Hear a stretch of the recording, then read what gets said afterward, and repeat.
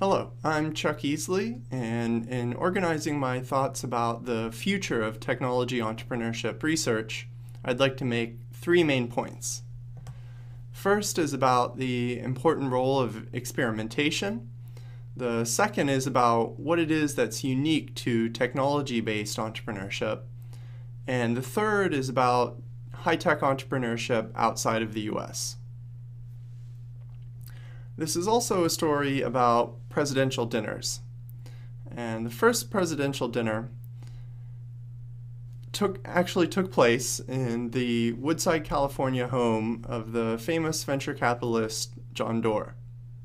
It was a ragtag crew that was assembled there that night, with Eric Schmidt from Google, Mark Zuckerberg from Facebook, Steve Jobs from Apple, as well as many other industry leaders in Silicon Valley.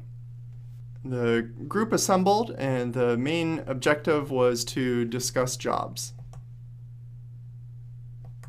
It's remained highly secretive what was discussed that night, but you might imagine that Mark Zuckerberg took the opportunity to ask for subsidies for the Facebook and Zynga moneymaker known as Farmville. What is less widely known is that afterwards, President Obama recalled his time at MIT and called up MIT President Susan Hockfield to ask for her suggestions about how to encourage entrepreneurship. So President Hockfield mentioned the MIT Entrepreneurship Center and some of the new initiatives taking place at MIT, and suggested that President Obama might want to talk with Professor Ed Roberts. So Obama called up Ed Roberts, and he told him all about the new Entrepreneurial Impact Report out of MIT and his book, Entrepreneurs in High Technology, and about the various initiatives and programs that MIT has put in place to teach high-tech entrepreneurship and encourage it in the Boston Route 128 area. But all this talk about E-Lab and G-Lab and the new development lab and I-Teams left Obama a bit confused. And so Ed Roberts invited him to come up to his house in New Hampshire, and that he would assemble a group of guests to talk more about entrepreneurship. Ed Roberts introduced the other faculty and started the discussion by talking about some of the pioneering work in the 1960s that he did on technology-based entrepreneurship, coming out from spin-offs from MIT labs, and also Cooper's work on entrepreneurship in Silicon Valley. He mentioned that while most of the early work had been on entrepreneurial characteristics, work at MIT had delved deeper into the firm level. And Fiona Murray and Toby Stewart talked about some of their work on networks. Annalise Saxenian talked about some of her work on culture. Others in the room spoke about their contributions to entrepreneurship research. And so over dinner, Obama learned that, like many other fields, entrepreneurship began as a phenomenon-driven research field with relatively little theory. It then moved into a second phase, which imported theory from established fields such as economics, sociology, psychology, which then used entrepreneurship as a new context to further test and develop theories in those fields. Next, I believe that entrepreneurship is moving into a third phase, where it becomes a theoretical field in its own right, with its own theoretical debates and entrepreneurship-specific theories. Obama, meanwhile, found all of this fascinating, but wondered how it was going to lead to the creation of millions of new jobs. At this point, I stepped in and offered to organize another dinner with some disparate but I think important and related strands of entrepreneurship research and theory.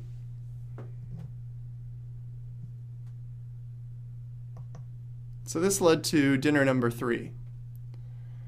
And I brought together scholars such as Ian McMillan, Rita McGrath, Scott Stern, Kathy Eisenhart, Eric von Hippel, and others such as Jason Davis, Kareem Lakhani, Kevin Boudreau. We talked about how at the heart of entrepreneurship is really this idea of risk, failure, and experimentation.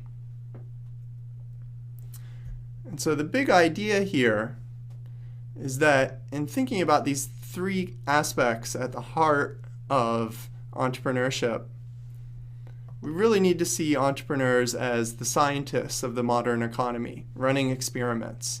And rather than using chemicals and laboratory equipment, they're using new ventures and new business models as their hypotheses and as their experiments in the economy.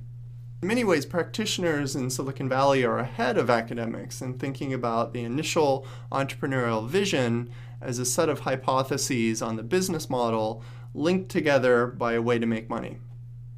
And as social scientists, this is something that we should have a lot to say about, how it is that entrepreneurs go about a startup process that's analogous to the scientific method.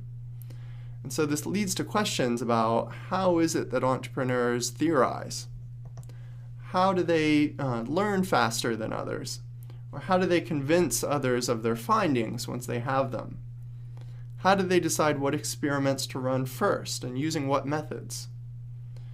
This idea has important implications for founders, but also for their boards of directors and how boards oversee what the founders and entrepreneurs are doing. A related idea is that with the rapidly increasing popularity of accelerators and incubators, we can also use randomized experiments as a methodology to better understand the causal impact of various strategic choices, networks, or skills in entrepreneurship. And with the increase in mobile and internet-based ventures, we should be collecting more intermediate sets of data. Things about how entrepreneurs test their hypotheses and go through this process, such as user acquisition costs, viral coefficients, product market fit, or the monthly burn rate. So all this talk about failure and experimentation started to make Obama a bit worried. He was worried about how low the success rate can be if these ventures are failing and experimenting so often. And so he decided to think back to his time on the campaign trail, and he wanted to reach across the aisle for some new ideas. And he thought about some of the lessons he learned initially about entrepreneurs from Joe the Plumber. And so this leads me to big idea number 2, which is what it is that defines technology-based entrepreneurship. It's my belief that what we should be focused on in entrepreneurship is thinking about what it is that's unique about scalable technology-based firms as a particularly important subset in the overall universe of the self-employed or those who are entrepreneurs. So entrepreneurial firms are not simply smaller versions of large companies. They do fundamentally different things and have fundamentally different processes. Startups aren't meant to last forever. A startup is meant to be an organization that searches for a repeatable, scalable business model. It then goes through a transition and becomes a large company, which is primarily executing on a known business model. So most people would recognize the person on the right as Alfred P. Sloan, but how many recognize the person on the left? That's William Durant. He was actually the founder of General Motors. Sloan came along later and did a tremendous job of putting into place professional accounting and management practices to execute on the already known business model that Durant had found and confirmed. I almost feel that the differences are so stark between the process of managing a large established company and the entrepreneurial process that we should almost have two separate schools, an entrepreneurship school to complement business schools, which primarily teach how to run large established companies.